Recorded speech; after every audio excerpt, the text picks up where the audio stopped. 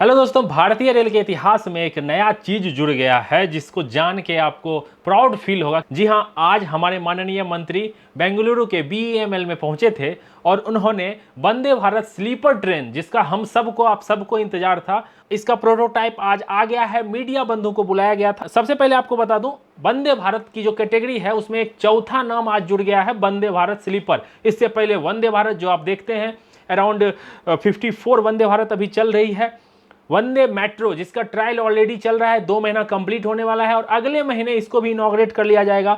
Amrit Bharat train, अभी जो 2 Amrit Bharat train चल रही है और 50 एड ऑन जिसका मैन्युफैक्चरिंग हो रहा है आईसीएफ में, वो भी जल्द ही आपको देखने को मिलेगा ट्रैक पे, जो आम पब्लिक के लिए जनरल और स्लीपर के साथ है। ये जो नया जुड़ा है आज भारतीय रेल में, वंदे भारत स्लीपर। तो आइए सबसे पहले इसके बारे में जानते हैं। तो ये जो बनाया गया है, इसका जो इमेज आया था फर्स्ट लुक, ऑलमोस्ट सिमिलर है। मतलब जैसा हमने इमेज में देखा था, 3D रेंडर्ड इमेज में देखा था, वैसा ही लुक निकल के आया है। इंटीरियर काफ़ी लैविश है, इसकी लाइटिंग बहुत अच्छी की गई है। तो इसके एक एक फीचर को जानते हैं। सबसे पहले स्टार्ट करते हैं, लोको पायलट का जो कैबिन है, जैसा वंदे भारत में आप देखते हैं हूबहू वैसा है, उसमें एड ऑन चीज हुई है। उसमें इनबिल्ट टॉयलेट की व्यवस्था है। वंदे भारत में क्या है, लोको पायलट को दूसरे कोच में जाना पड़ता है। एक डोर है, कम टाइम लगता है लेकिन वो डोर के थ्रू जाते हैं। इसमें उनके केबिन में ही वॉशरूम की व्यवस्था की गई है।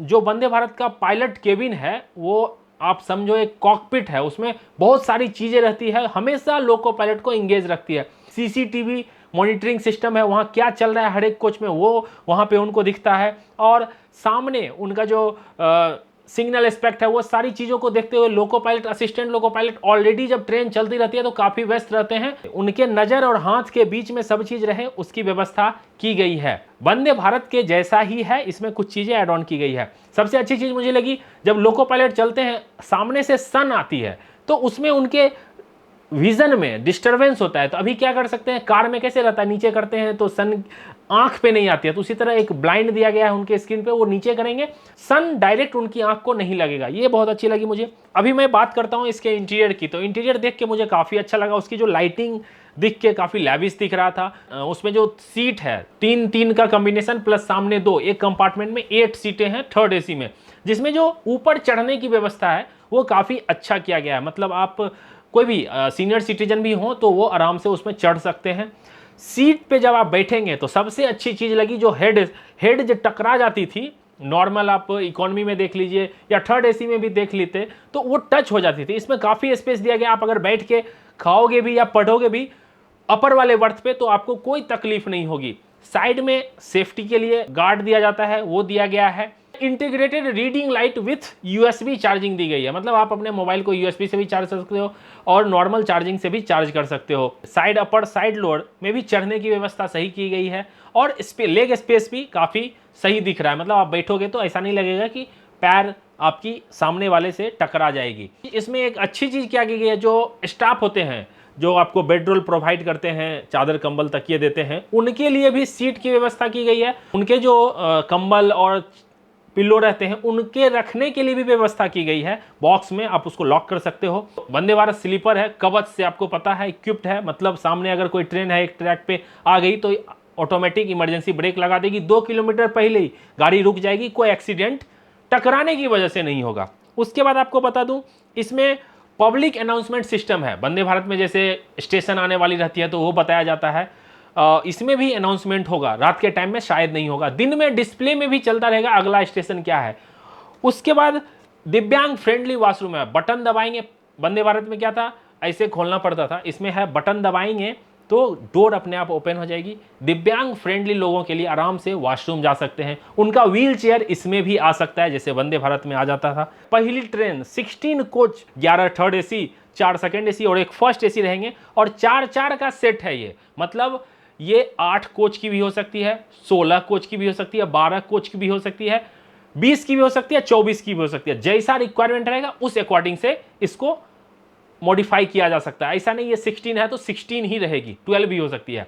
उसके बाद पहला जो अभी इसका ट्रायल रन शुरू होगा, अगले 10 से 15 दिनों में ये बीईएमएल से निकलेगी और इसका ट्रायल रन शुरू होगा। ट्रायल रन करीब 1.5 से 2 महीने तक चलेगा। उसके बाद इसके डिफरेंट सर्टिफिकेट होते हैं सेफ्टी रिलेटेड। सारी कुछ टेस्ट करने के बाद अकॉर्डिंग टू रेल मिनिस्टर अगले 3 महीने मतलब अभी से सितंबर, अक्टूबर, नवंबर, दिसंबर फर्स्ट वीक तक हम एक्सपेक्ट कर सकते हैं, या न्यू ईयर में अगर लेट डिले वगैरह हुआ तो न्यू ईयर तक। उम्मीद तो यही रहेगी कि साल के अंत में ही आ जाए।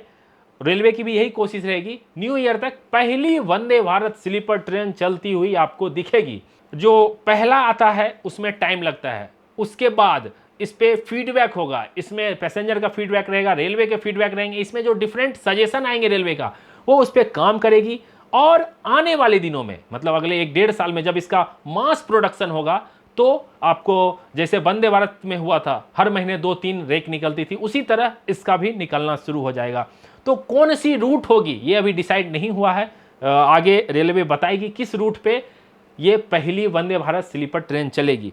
अब बात करते हैं इसके फेयर की। बहुत सारे लोग बोल रहे हैं इसका फेयर जो है बहुत हाई होगा, इसमें आम आदमी नहीं चल सकते हैं। रेल मिनिस्टर ने कहा ये मिडिल क्लास लोगों के लिए ट्रेन बनाई गई है और राजधानी का जो फेयर है अभी वही फेयर अप्लाई होगा। मतलब आप यहाँ से दिल्ली जाते हो, राजधानी में जो फेयर लगता है ऑलमोस्ट वही फेयर इसमें भी आपको देना पड़ेगा। चूंकि अभी ये 1200 किलोमीटर तक पहली जो है 900 से 1200 किलोमीटर ओवरनाइट जर्नी रहेगी। शाम में आप इस ट्रेन में चढ़ोगे और अगले दिन सुबह 8-9 बजे तक उतर जाओगे, तो वो रूट डिसाइड किया जाएगा रेलवे के द्वारा बाद में। अब बात करते हैं इसके कुछ और एक्स्ट्रा फीचर की। कवच का मैंने आपको बता दिया, इसमें डॉग बॉक्स है, मतलब जो पेट पेरेंट होते हैं अपने डॉग को लेके जाते हैं तो उसके लिए कोच में डॉग बॉक्स बनाया गया है। इसके पेंट्री कार, जिसको मॉड्यूलर पेंट्री कार बताया गया है, पेंट्री कार के जो स्टाफ हैं उनके लिए काफी आरामदायक होगी, वो उसका यूज कर सकते हैं। इसका जो वॉशरूम है उसमें भी कुछ चेंजेस किए गए हैं, वंदे भारत की तरह ही है लेकिन कुछ चेंजेस के साथ। टॉकबैक यूनिट है, आपको इन केस ऑफ इमरजेंसी आप बात कर सकते हो लोको पायलट से। फायर सेफ्टी जो है इसमें एज पर X4545 मतलब इनका जो लेवल होता है वो लेवल 3 है, मतलब आप आग का खतरा कह सकते हो ना के बराबर है। दूसरा इसका जो कपलर है वो एडवांस कपलर है, मतलब इन केस ऑफ एक्सीडेंट भी गाड़ी को ज़्यादा क्षति नहीं पहुंचेगी। जैसे अभी CBC कपलिंग है वो कभी कभी टूट भी जाती है, लेकिन बेटर है LHB कोच में भी, तो इसमें काफ़ी एडवांस है चूँकि ये एडवांस ट्रेन ही है। उसके बाद ऑटोमेटेड एक्सटीरियर डोर, मतलब जो वंदे भारत में डोर अपने आप बंद हो जाता है, जिसकी वजह से आप देख ही रहे हो जो लोकल ट्रेन में, मुंबई का लोकल ट्रेन देखोगे तो उसमें कितने लोग गिर के मर जाते हैं, लेकिन डोर क्लोज हो जाने के बाद चोरी की घटना नहीं हो पाएगी, चोर आपका बैग लेके खींच के भाग जाएगा।